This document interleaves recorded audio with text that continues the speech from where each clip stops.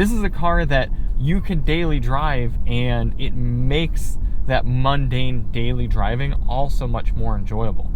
Hey everybody, it's Charlie from Daily Motor. And for the last week, I've been spending time in the 2024 BMW i5. And I quite like this car because BMW has made great powertrains for a long time. In fact, some of their gasoline powertrains on the market right now are our favorites. The B58, the inline 4, the 2-liter inline 4 that they always use.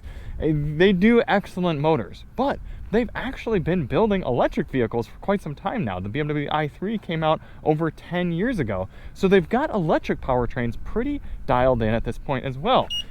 Oh, we're gonna have to excuse the car for locking and unlocking multiple times as we walk around it. But now you can get the BMW i4, the i5, the i7, and the iX, as well as a number of plug-in hybrid BMWs, and they all drive very well.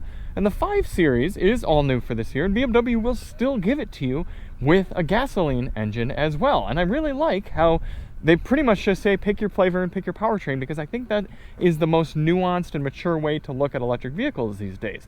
Give us a good car, and then allow us to choose if we want it to be electric or gasoline. Because for some of you, it makes no sense to have electric. If you're going to put on big miles on your car and you're going to run Autobahn levels speed and you want to go fast and get places quickly, yeah, gas makes sense for you. You just go with that. Don't get the electric. But if you do a lot of city driving and you don't put on maybe more than 200 miles or so, and you drive sane speeds and you got charging at home, the electric is really compelling. Now, BMW will give you a higher powered all-wheel drive version of the i5, and I've driven that one around. I've even driven it on track, and it's very quick. It's fun and all, but this is the model that makes more sense to me. It's the eDrive 40. The only thing that doesn't make sense is these stupid 21-inch wheels that, yes, look cool, but ruin your range. And I mean, I'm being dramatic by saying ruining it. It limits your range more so, range and efficiency, compared to the 19 or 20-inch wheels, and they don't ride well. I mean, look how thin these are. These are 35R tires, and you feel the impact harshness going over broken bits of pavement or bumps in the road. So I'd much rather have the 19 or at least 20-inch wheels, and you'd save some money with not optioning those as well. But this actually isn't a terribly priced vehicle. This one you're looking at, $77,000. Got the Cape York green paint that you pay $650 for, and a few features that you really don't need. Realistically, you could get into one of these for about $70,000, and for how well it drives and how nice it is to live with, it's really not too bad. Hardly worth mentioning that a sedan has a trunk, and it opens with your foot, and you can put things in it. The seats fold down.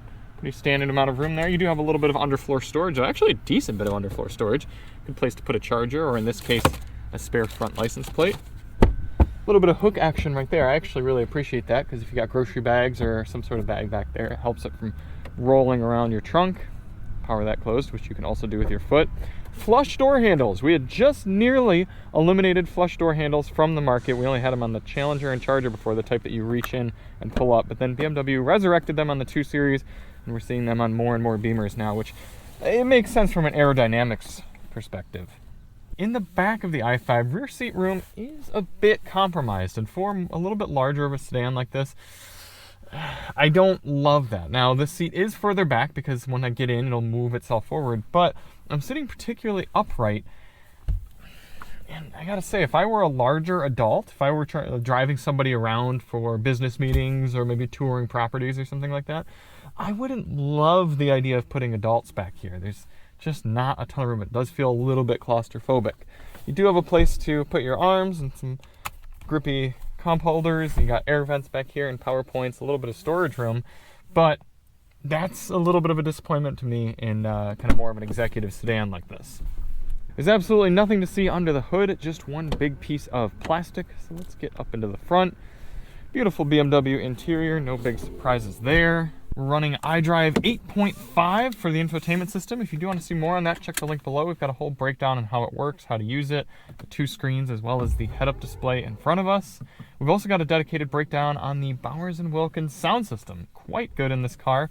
Been liking what I'm hearing from Bowers & Wilkins lately, so check the link below for our breakdown on that. Climate control is built right into the screen. Not my favorite, but at least the touchscreen responds very, very rapidly, so it's not something like a Mustang Mach-E where you're waiting for your inputs to be recognized. I do have to run a little bit of air conditioning on my camera to keep it from overheating, but one of the best things about this car has been how quiet it is driving it around. Oh my gosh, they got the electric motors so well insulated, and I guess they just work really well because you never hear them operating. There have been a number of subtleties that I've picked up over my time with the car that have helped me enunciate what makes a luxury car here in 2024. Because it's no longer just which features you have. I mean, we had a Kia EV9 the other week that had heated and cooled seats in both the front and rear, and it had surround view camera and passenger talk and everything. So it's no longer just simply outright spec sheet features that turn you into a luxury vehicle anymore. But there are huge subtleties with this, like how quiet it is driving around, or the fact that we've got 2 wireless device chargers that both confidently both charge and cool my devices to keep them from getting too hot while they're on the charger there. Subtleties like GPS coordinated 360-degree camera, so you can actually set it up so that as you're pulling up to your driveway, the 360 camera right here will come up to help you get into your driveway or into your garage or look out for kids' toys or something like that. Or the feature where the car will actually look for anything around the vehicle and it will not set off, or at least it'll warn you before setting off if there's something in the way. Say you've got an animal laying in front of your car or a kid's bicycle or something like that that you didn't notice when you got in, it'll warn you, hey, there's something there. I mean, those are really subtle elements that add to the living experience and ownership experience of a car like this, and don't always get picked up on with just a quick test drive. One of my favorite sort of review vehicles is one that I grow to appreciate more and more as I spend time in the car. There are vehicles, again, like the Kia EV9 that still very much loved the car, but the initial wow factor wore off a little as I spent more time with the vehicle, and there were subtleties about it that kind of showed through over time, and I was like, oh, okay, well, I get it now. I'm a little bit less impressed with the car by the end of my time with it. But this one, I first got it and it's like, okay, it's a BMW 5 Series. Of course it's going to be pretty good. And then you spend more and more time with the car, and so many aspects about it just work, and they work well, and they feel good, and the acceleration is so smooth, and the steering is light, and the sound system is good, and the seats are comfortable. And what it does is it creates a nice place to be in the vehicle from both a driving and living perspective that kind of fades in the background in a good way. This is a car that you can daily drive, and it makes that mundane daily driving also much more enjoyable. Here's a good example. Green light up here. Okay, I want to see if I can catch it. Put the oh, that person just ran the red. Never mind. Okay. I do really appreciate that BMW has stepped up their ambient light game, and here, even in the middle of a bright sunshiny day, I can see my ambient light in the cabin. I could go to the app screen here, over to interior lighting, ambiance, and change my color. I can pick from all sorts of different colors now. If I change to something like indigo, now you see indigo in here. It's not like older BMWs where it's very subtle and you can only see it in the nighttime. Of course, being electric, it is powerful. And that's why I don't... Yes, the M50 is really cool, or the M60, whatever, which one they went with this car. This is very cool to drive, but this still provides you so much power, and you're able to get right up to triple-digit speeds significantly quicker than you'd be expecting from something just like a 2-liter turbo in this car. And then here we are cruising at 60. So subtle, just the slightest wind noise. A little bit of a rumble coming from the wheels that I bet would be quieter with the 20 or even better 19-inch wheels. Yes. My only complaint from the driving experience of this car is that the one-pedal driving is not strong enough. Right now I've got the car at B mode, which is the strongest regen setting. And coming out of a car with true one-pedal driving, where it gives you maximum regeneration as soon as you let off the gas pedal, you find yourself coming up to stoplights and nearly running them because you're expecting the car to slow down more dramatically than it is. So here we go, I'm coming up to this red light, turning in, and I've released the accelerator, and you can see I'm coming up quicker than I'd like to, and if I don't press the brake, yeah, I would roll right through the light without pressing the brake. And when you do press the brake pedal, you get more regen. So it shows me right there that there's more regeneration possible. I don't understand why B isn't just giving me the maximum regen and then leave it in D if you don't like one pedal driving. That's what D should stand for. I don't like it. But coming off the stoplight, such smooth throttle application. I love it. I also appreciate that BMW has stuck with their rotary knob setup here in the center console, because you can use the touchscreen like a normal touchscreen. Everything works properly, but it's nice to not have to reach all the way up there and smudge fingerprints up on the screen. Instead, just being able to navigate everything with the center knob. Once you get used to it, it works really well.